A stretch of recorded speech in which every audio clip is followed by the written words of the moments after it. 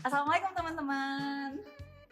Welcome back to podcast Mindsi Politeknik Ilmu Pelayaran Makassar, yang tempat kita ngobrol santai tapi penuh inspirasi. Nah, hari ini kita kedatangan 2 taruni berprestasi. Super keren, super berbakat, dan tentunya super membanggakan Politeknik Ilmu Pelayaran Makassar. Nah, yang pertama ada taruni Indah Rosmawati, juara 1 Kyoryugi Festival Taekwondo di Open Turnamen Poltek Cup pada tanggal 23 Oktober 2025. Dan yang kedua ada Deswita Amanda, juara 1 Karate Komite Perorangan Senior Putri di Kejurnas Karate Piala Kemenpora pada tanggal 14-16 November 2025. Nah, dua-duanya ini petarung atlet sekaligus taruni berprestasi di lingkungan Politeknik Ilmu Pelayaran Makassar. So, langsung saja kita mulai ngobrol seru hari ini. Nah, mungkin sebelum masuk ke sesi tanya jawab, saya mau ngucapin selamat deh buat kalian berdua ya atas prestasi yang sudah didapat. Nah, mungkin sebelum masuk ke sesi tanya jawab, mungkin mereka bisa perkenalan dulu deh satu-satu, mulai dari Indah mungkin. Hai teman-teman, perkenalkan nama saya Indah Rosmawati. Teman-teman bisa panggil aku Indah. Saya di sini merupakan taruni remaja semester 3 dan asal saya dari Magelang, Jawa Tengah. Dan ini teman saya. Hai semuanya, perkenalkan nama saya Deswita Amanda Claudia Duran, biasa dipanggil Amanda. Di sini saya mengambil jurusan Nautika. Asal saya dari Kolaka. Asal Kolaka ya. Siap, Bu. Oke, mungkin untuk mempersingkat waktu, mungkin kita bisa masuk ke sesi tanya jawab. Mungkin waktu kalian diumumkan sebagai seorang juara, gimana tuh rasanya? Mungkin kayak shock gitu, kayak seneng banget sampai teriak-teriak gitu. Boleh di-spill deh dari Indah mungkin. Pertama dari saya ya Bu, sebenarnya waktu itu tuh udah tahu waktu masuk final, sudah tahu terus menang dan udah dapat medali ya Bu, juara 1. Cuman yang nggak expect-nya itu kalau nama kita bakal disebut waktu apel pagi sama upacara gitu Bu. Jadi kayak pas di lapangan itu kayak kaget gitu Bu, shock tapi terharu, seneng, bangga gitu, kayak wah ternyata saya bisa ya membanggakan PIK Makassar itu disebut di antara banyaknya taruna-taruna yang lain, saya bisa menjadi salah satu yang berprestasi di sini. Mungkin kalau Amanda gimana? Ya, kalau jujur dari saya sendiri kan saya juga masuk final saat itu. Dan ini jujur pertandingan ini sangat-sangat fresh bagi saya karena saya itu sudah lama vakum, Bu. Sudah lama vakum ya, sekitar 1,5 tahun saya vakum dari dunia karate. Jadi ini benar-benar membuat saya shock bisa berada di tatami lagi, merasakan sensasi tatami lagi seperti itu. Itu guys, bisa jadi motivasi buat kalian semua nih. Vakum bukan berarti belum bisa mendapatkan juara. Jadi kayak vakum itu cuma menunda waktu aja. Nah, coba deh, boleh deh diceritain selama suasana pertandingan pada hari itu, apa momen yang paling kalian ingat? Mungkin kayak ada yang kocak nih atau ada yang mengharu, mungkin boleh diceritain dari Amanda lagi, boleh tukaran. Ya, sebenarnya ini momen harus sekaligus sangat menyenangkan, Bu, karena saat itu kan saya posisinya baru bertanding lagi ya, baru lagi terjun ke dunia karate setelah vakum itu. Terus di situ saya benar-benar kadang saya rasa drop, tapi saya selalu dimotivasi oleh seseorang.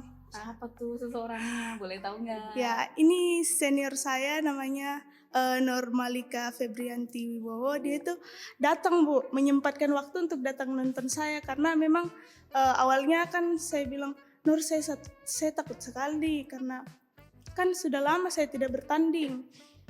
Saya mau Nur datang support saya, terus kalau Manda dapat medali, harus dapat medali ya. Pastinya Nur yang kalungin Manda medali, itu Bu. Berarti datang dong Normalikanya ya, Datang, ya. Bu. Oke, bagus sekali nih. Selanjutnya kalau Indah? Suasana waktu pertandingan ya Bu, betul. panas banget karena di dalam luar. Ya. Iya, kirain kayak oke. Terus suasana itu kebetulan saya juga sempat vakum 2 tahun dari dunia taekwondo, terus jadi namanya nervous, grogi, demam lapangan itu pasti ada ya Bu waktu pertandingan itu, kayak bisa nggak ya, grogi banget lah, antara rasanya kaki mau menendang itu tuh berat banget, kayak kita nggak bisa naik gitu ya Bu, menendang. Terus momen-momen lucunya itu ada sih yang waktu awal pertandingan itu lawan saya sempat waktu head to head itu dia jatuh, entah kepleset atau apa ya Bu.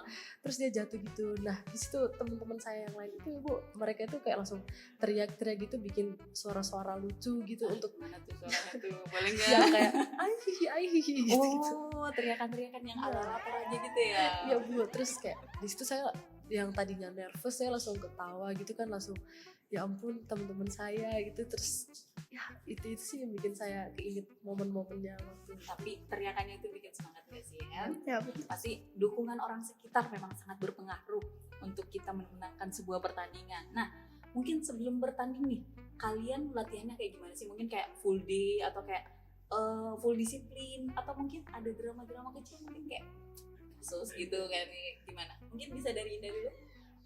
Kalau untuk saya sendiri ya latihan taekwondo itu kami cukup disiplin karena kita itu biasa latihan dari jam 7 sampai jam 10 Bu. Nah di situ kami tuh bener-bener di-press banget latihannya, fisiknya digenjot, dan biasanya di tempat latihan kami itu cuma dikasih waktu istirahat 30 detik sampai 1 menit, cuma buat minum, duduk, nggak hilang keringat sih. Terus Napas sedikit ya? ya nafas sedikit, terus udah kita langsung latihan lagi gitu, bener-bener setengah 10 pendinginan, dan kita langsung, kebetulan kalau taekwondo itu Bu kita latihannya di luar kampus, jadi kita sore-sore gitu harus udah keluar, izin keluar dulu, baru kita pulangnya sampai tengah-tengah malam, yaitu kita ngantuk, pasti kita capek banget ngantuk setelah seharian kuliah, malam-malam kita harus latihan lagi, bener-bener harus bisa manage waktu gitu ya kan Bu. Terus pasti drama-dramanya banyak karena capek banget nih, kayak dari pagi udah ada apel, kuliah, malam latihan, terus kayak apa nggak usah latihan aja ya, apa nggak usah berangkat. Tapi kan balik lagi di situ kayak kalau mau juara pasti harus ada usahanya gitu ya kan Bu, jadi ya tetap semangat aja Bu. Kalau Amanda gimana? Kalau dari saya sendiri Bu, sebenarnya latihan karate itu kurang lebih sama ya seperti latihan taekwondo, yang pasti fisik kami saat itu di-press banget. Jadi yang membedakan mungkin tempat latihannya, karena untuk karate sendiri pelatih kami yang datang ke kampus untuk melatih, kurang lebih sama lah seperti taekwondo, kami juga latihan sampai malam. Terus pada awal-awal latihan itu di-press fisik. Terus kan memang biasa itu kalau latihan karate itu Bu, fisik itu paling sedikit 1 bulan full itu fisik, setelah itu masuk ke teknik itu bisa sampai 3 bulanan kalau dari pengalaman saya dulu. Tapi kami kan ini karena waktunya sedikit dan latihan kami cuma 1 bulan, tapi puji Tuhan dengan kedisiplinan dari teman-teman sekalian, rekan-rekan sekalian, kami bisa menjalankan latihan dengan baik. Saya rasa seperti itu. Semuanya butuh proses intinya ya.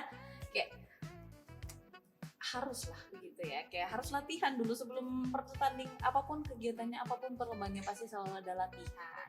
Nah mungkin adakah, kan tadi itu nih kayak setelah latihan mungkin kalian ada sempat kayak overthinking, apakah ada momen yang kayak bikin kalian drop, kayak mikir kayak bisa nggak ya ini, kayak ada nggak? Boleh di-spill dikit, mungkin dari Amanda lagi deh. Ya, it's definitely yes Bu.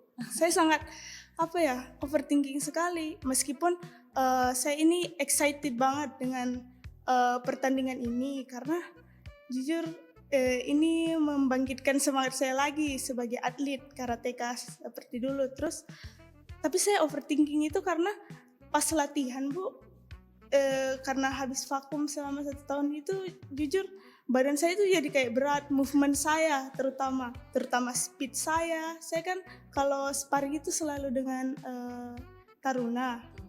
Terus di situ saya lihat sendiri perbedaan diri saya yang dulu dengan diri saya yang sekarang, seperti itu Bu. Jadi kayak overthinking, bisa tidak ya saya bawa pulang medali, karena dari dulu itu saya selalu doktrin diri saya sendiri kayak, Manda kamu harus bisa bawa pulang medali, karena orang-orang ini kan sudah mengorbankan banyak waktu untuk kamu, ngajar kamu, terus kampus juga sudah memberikan kepercayaan begitu Bu. Jadi saya kayak sangat overthinking dengan hal itu Bu. Takut kalau tidak juara bagaimana ya begitu.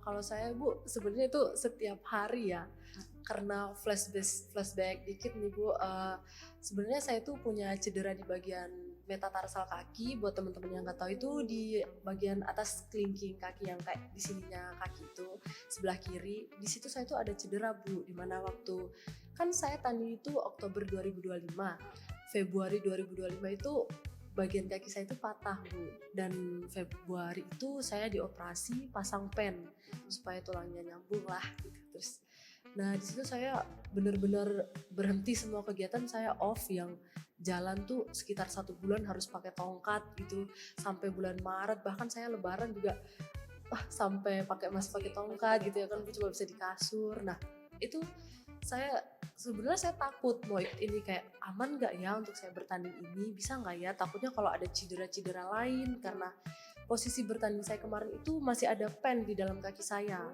dan kayak ya overthinking setiap hari, kayak mampu nggak ya, bisa nggak ya, cuman kayak kalau nggak kita coba ya kita nggak tahu hasilnya gitu ya kan Bu, jadi kayak coba aja bisa. Jadi setiap overthinking saya pasti selalu mikir bisa, overthinking lagi bisa Konda, dan alhamdulillah untungnya saya bisa meraih juara 1 dan ternyata saya mau bisa. Berarti sekarang masih ada pennya gitu? Masih ada. Masih ada. Nah itu guys, itu harus jadi semangat buat kalian semua.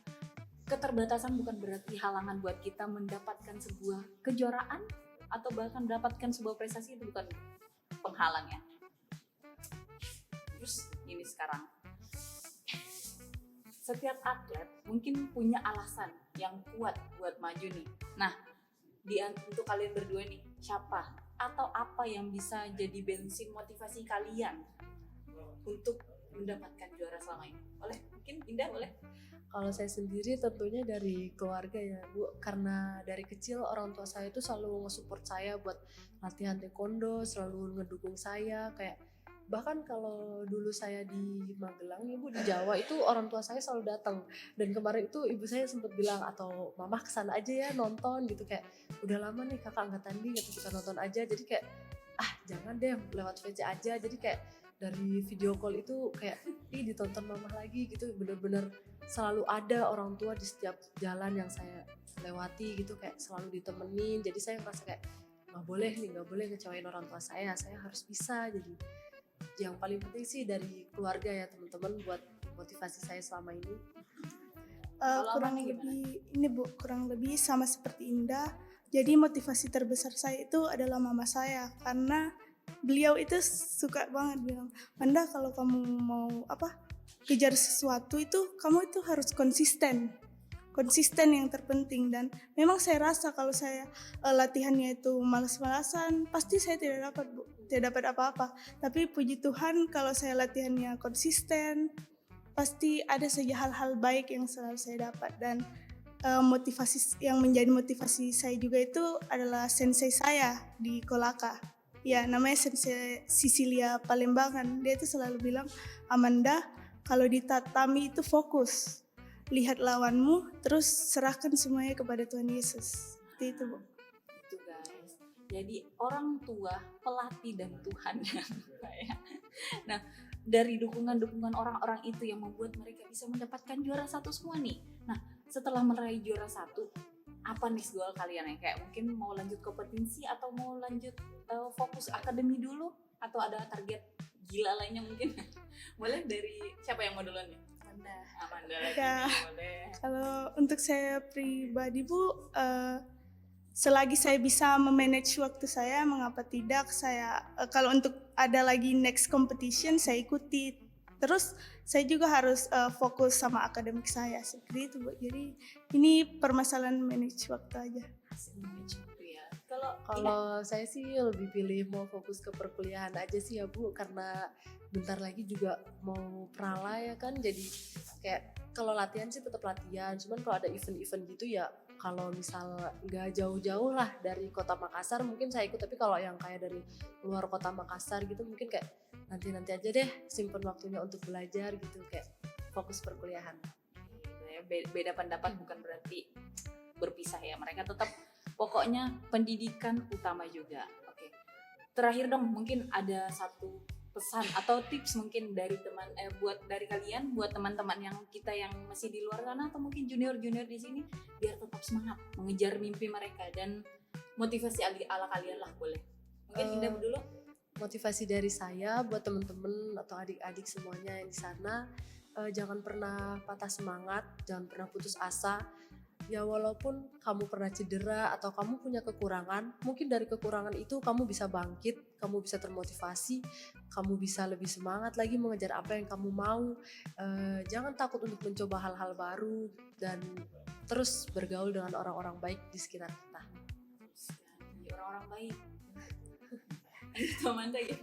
Kalau dari saya sendiri, andalkan Tuhan karena segala sesuatunya itu harus kita mulai dengan bersyukur dan mengandalkan Tuhan. Karena semua itu tidak akan terjadi ya Bu tanpa seiring jalannya Tuhan, seperti itu. Ada mungkin kata-kata terakhir? Nah, ada sih Bu. Apa? Ada? Saya mohon izin Bu menyelipkan kata-kata dari Bible. Asik, apa itu? Yeremia 17 ayat 7, diberkatilah orang yang mengandalkan Tuhan, yang menaruh harapannya kepada Tuhan. Seperti itu. Oke, mantap. Terima kasih banyak nih buat Indah, Rosmawati, dan Amanda. Nah, vibes kalian tuh udah positif banget nih, sampai ke pendengar-pendengar kita mungkin. Nah, seru banget mungkin ya obrolan kita pada hari ini. Untuk 2 taruni keren kita hari ini juga, Indah dan Amanda udah buktiin kalau disiplin dan konsisten itu, percaya diri juga, itu bisa bikin kita sampai ke podium tertinggi. Nah, semoga cerita mereka bisa jadi booster motivasi buat kalian semua. Terima kasih sudah mendengarkan podcast saya pada hari ini dari podcast Mindsi Politeknik Ilmu Pelayaran Makassar. Sampai ketemu lagi di podcast selanjutnya yang pasti tidak kalah seru. Wassalamualaikum warahmatullahi wabarakatuh dan stay motivated.